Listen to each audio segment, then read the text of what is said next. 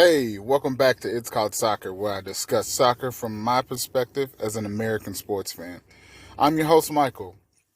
In today's episode, I will try to answer the question, why y'all be so grouchy? Uh, if that interests you, go ahead and strap in. I got a good one planned today.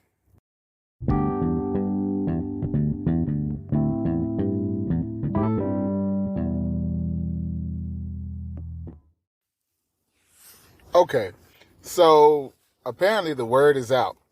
Americans don't know how to cover soccer in a way that pleases everyone.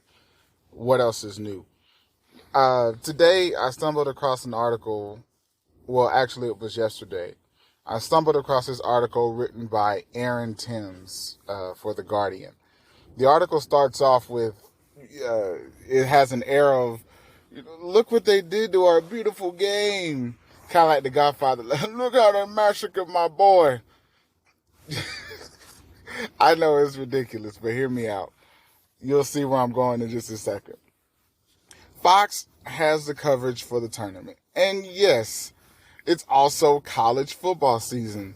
Big deal. Sometimes they cut the post-game stuff off to jump straight into a football game.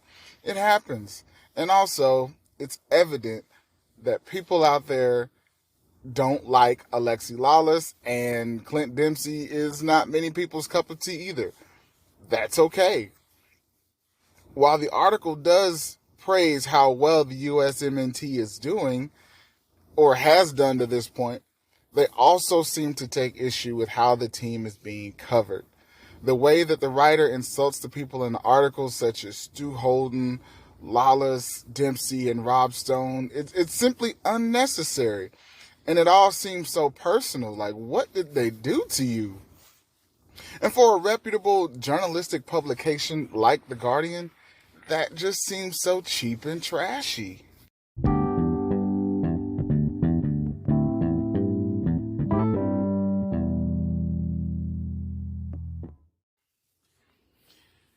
It's kind of hard for Fox to just drop the team that they have covering the game when the ratings suggest that there is nothing that needs to change because people are still going to tune in and watch the game. The writer goes on to criticize Rob Stone for a very human slip of the tongue when he says Dosa instead of Doha. And then he proceeds to, in a very unhealthy manner, speculate about his whereabouts during the time when we as the public were told that he had lost his voice. The writer, who isn't even a Spanish speaker by their own admission, seems to speculate that the broadcast is much better on Telemundo, as if they don't own a remote and can't turn the channel there themselves. They wrote, it's from what I hear, Telemundo's got a better deal of the broadcast. And they go on to bring up questions of the ethics of having the World Cup in Qatar at this stage of everything, and it's just a very non-productive argument.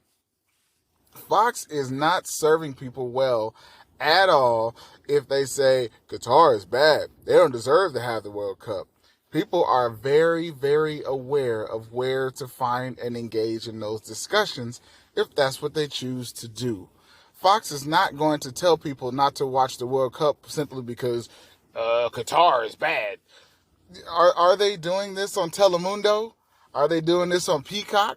Are they telling you not to watch the World Cup because of Qatar's human rights record on Sky Sports? I really would like to know the answer, but I already know the answer. I know they're not doing that. They're talking about the games.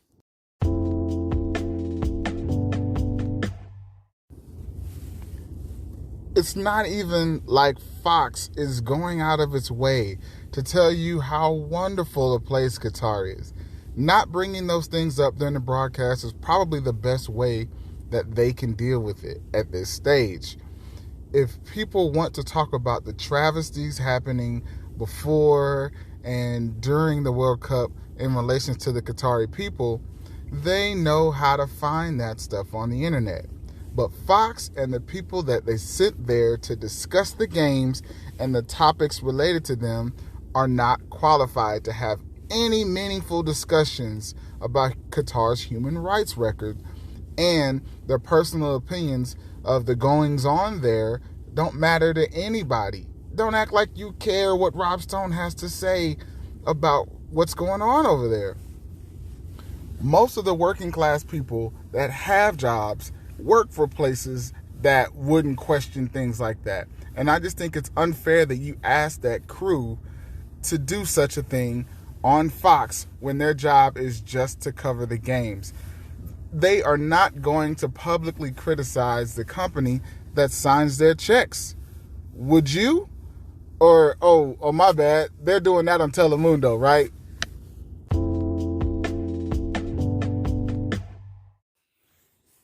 After that, they even go on to criticize the actual Qatari citizens that Fox chose to put on TV, as if they can really afford to risk someone to come on the broadcast and highlight issues that Fox cannot simply afford to discuss or have a public stance on. So yes, they're going to go with a hand-picked Qatari tourism employee. That just makes the most sense. Also being criticized is the use of brands in the broadcast, such as, here's the Players to Watch segment presented by Coca-Cola, or your first half moment sponsored by Verizon. Since when is this not standard practice in covering sports in the last 5 or so years? You have NBA teams now that have brands on their jerseys and on the court floor. You have arenas, stadiums, and venues named after brands, such as King Powered Stadium or the Etihad Stadium. Those are the ones that just, pop into my mind right away. But just stop it already and say that you don't like sports, because clearly this guy is, he's unbearable. A direct quote from the article reads, "The network's hosts, analysts, and match commentators seem determined to mansplain the sports." My pushback here is that there are millions of people who tune in only to see what's going on with the USMNT. And they don't even understand what's happening because they're not soccer fans. The broadcast is not going to be able to fully cater to everyone. And the data that they have suggests to them that an overwhelming majority of the people tuning in are fair weather fans at best. So that is who they're going to speak to.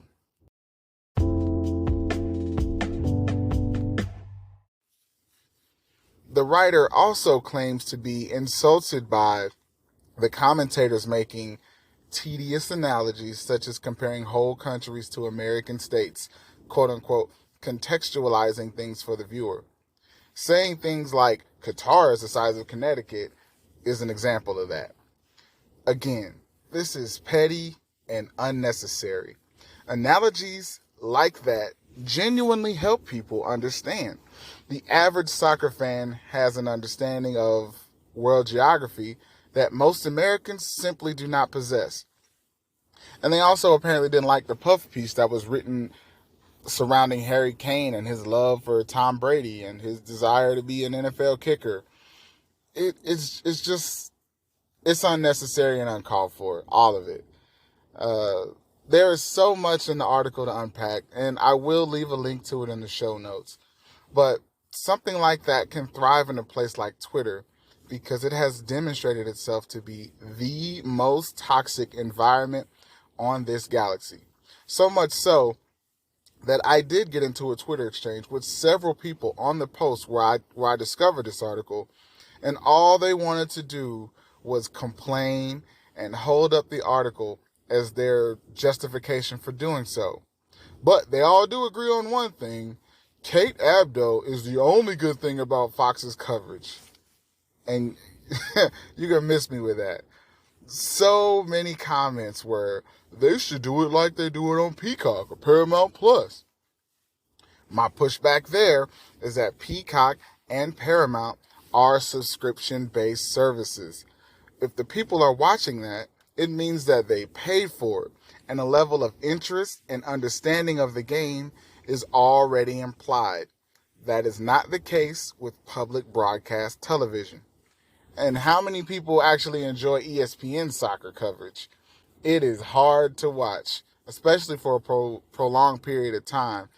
And if you're not watching a game, it's not worth watching. And they have British people covering the sport on ESPN, but that is not the thing that's going to make it the most compelling. And the article does highlight some simply just distasteful things, but people don't have original thoughts anymore. Saying something quote unquote sucks is not criticism that is going to bring forth any sort of change. You really need to sit down and think about why you don't like Landon Donovan, why you don't like Clint Dempsey. I'm not saying that these are human beings without any flaws, but people will find a way to criticize any human being you put on TV to cover games. It's just a fact.